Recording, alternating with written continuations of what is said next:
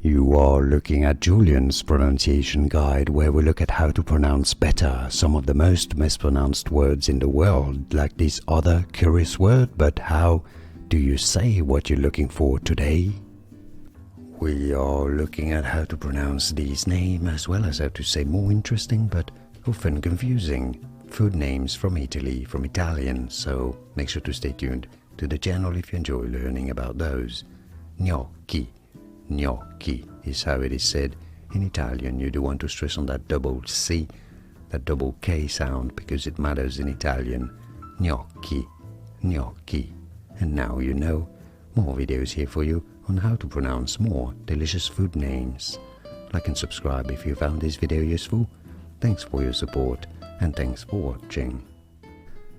Here are more videos on how to pronounce more confusing words and names too many mispronounced. Like this video if you found it useful. I appreciate your support. I'll see you soon and thanks for watching.